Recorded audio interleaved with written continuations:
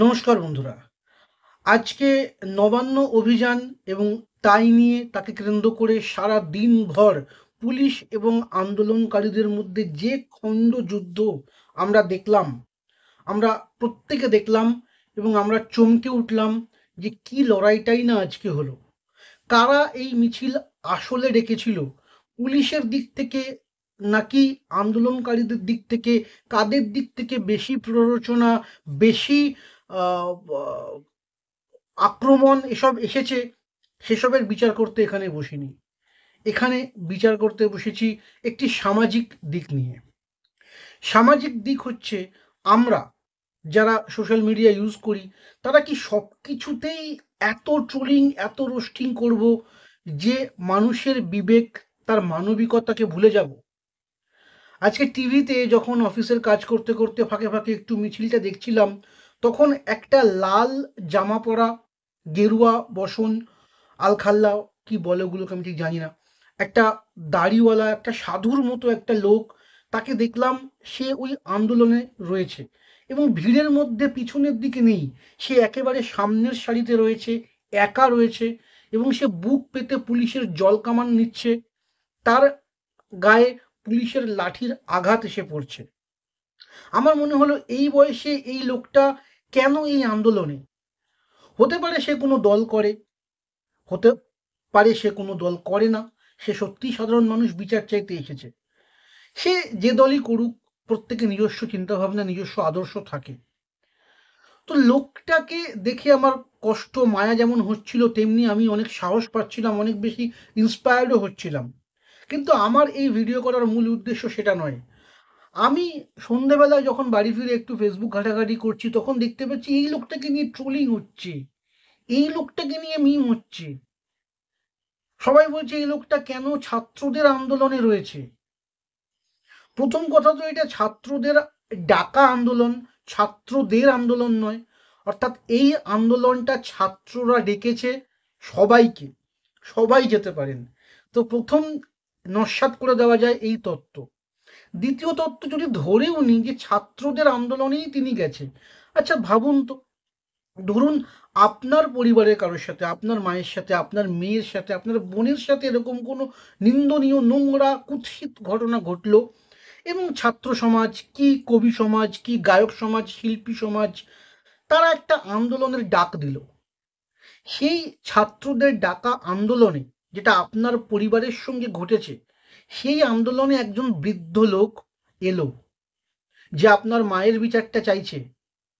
কিন্তু ছাত্রদের আন্দোলন ওটা, তার সেখানে আসার কথা নয়, কিন্তু সে এলো, এসে আপনার মায়ের বিচার সে চাইছে এবং সে দূর থেকে মোমবাতি হাতে নিয়ে শান্ত, একটা কুল জায়গায়, নিরাপত্তার মধ্যে নেই, সে জলকামানের সামনে বুকটা পেতে দিচ্ছে, সে তার পিঠ পেতে দিচ্ছে পুলিশের লাঠির সামনে।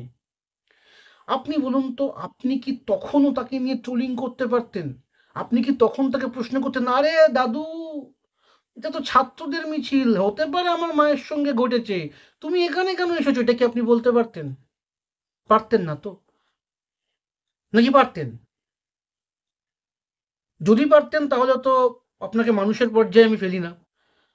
আর যদি হয়তো আপনি এখন বুঝতে পারছেন যে হ্যাঁ, হয়তো এই ট্রোলিংটা করা বা যারা ওই ট্রোলিংটা করছে সেখানে গিয়ে লাইক করা, হাহা রিয়াক্ট করাটা অন্যায় হয়েছে, যদি আপনি আমার কথার স্পর্শটা বুঝতে পারছেন যে মানুষটা প্রতিবাদ করেছে ঠান্ডা ঘরে, নিরাপত্তার মধ্যে নয়, পুলিশের সামনে গিয়ে।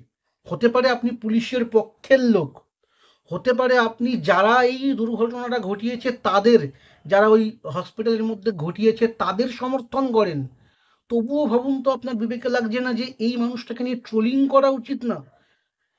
এ লোকটা সাহসিকতার পরিচয় দিয়েছে, একে আমাদের বীরের নায়কের সম্মান দেওয়া উচিত। এবার আসি, অনেকে বলছেন যে এই লোকটা বলেছে পুলিশকে উদ্দেশ্য করে যে পুলিশের চুড়ি পরে বসে থাকা উচিত ঘরে, এটাতে নারী জাতির অসম্মান হয়েছে। ডেফিনেটলি এই কথাটার মধ্যে অসম্মান হয়েছে, কিন্তু এই লোকটা অনেক বয়স্ক লোক, সেই লোকটা এই সমাজের এই সময়ের শিক্ষায় আধুনিকতার ছোঁয়া তার গায়ে পড়েনি, সে জানে না।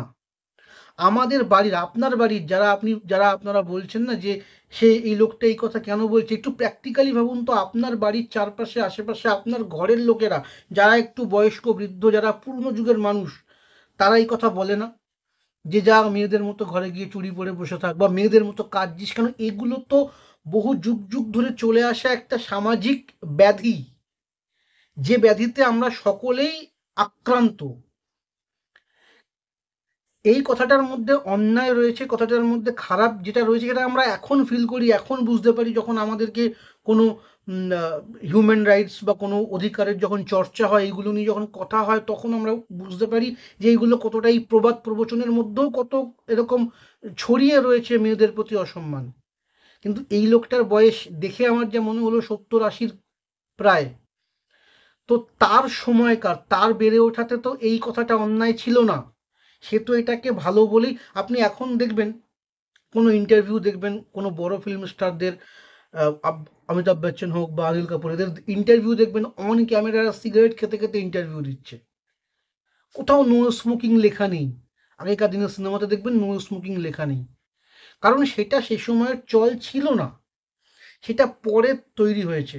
যেমন আমরা, এই লোকটাও তার সময়ে জানতো না যে এই কথাটা বলা খারাপ, কিন্তু লোকটার উদ্দেশ্যটা দেখুন। তো আমার তো ভাই লোকটাকে ব্যাপক লেগেছে, দুরন্ত স্যালুট করছি লোকটাকে আমি। এবং আমি আমার ফেসবুকের প্রোফাইল পিকচারও এই লোকটাকেই রেখেছি, এবং আমার মনে হয়েছে সত্যি দারুণ একজন ইন্সপায়ারিং লোক। এবং যারা, আপনি যে পক্ষেরই হোক, তৃণমূল, বিজেপি, সিপিএম, যার পক্ষেরই হোক, আপনি যদি এই লোকটাকে ট্রোলিং করেন এই কারণে, কারণ ছাত্রের আন্দোলনে কেন বৃদ্ধ এসেছে, যত বড় সেলিব্রিটি হন, যত বড় শিক্ষিত হন, যত বড় বুঝদার হন, আপনি আসলে আদতে একটা বয়াকার লড় ছাড়া কিচ্ছু না। এই লোকটার মুখের যোগ্য আপনারা নয়। এই লোকটাকে সম্মান না করতে পারুন, এই লোকটাকে নিয়ে উপহাস করবেন না। কারণ এই লোকটা ঠান্ডা ঘরে মোমবাতি হাতে নিয়ে মাইকের সামনে চারটে দু লাইন কবিতা বা গান গায়নি। লোকটা পুলিশের সামনে বুক চিতিয়ে দাঁড়িয়েছে, লাঠি পেতে নিয়েছে, জল কামান পেতে নিয়েছে, গুলি চললে গুলিটাও হয়তো পেতে নিত। আপনারা পরিহাস করে যান, যখন আপনার বাড়িতে এরকম কেউ ধর্ষিতা হবে, তখন দেখবেন এই লোকটি আপনার হয়ে সেই প্রতিবাদে গেছে। তখন আপনি তাকে প্রশ্ন করবেন যে কেন ভাই ছাত্রদের মিছিলে আপনি কেন এসেছেন? লোকটা আপনার থেকেও অনেক অনেক আধুনিক, অনেক অনেক ইয়াং, অনেক অনেক যুবক। আপনি শুধু পারেন এইটা করতে মোবাইলে বসে, আপনি সেটাই করেছেন।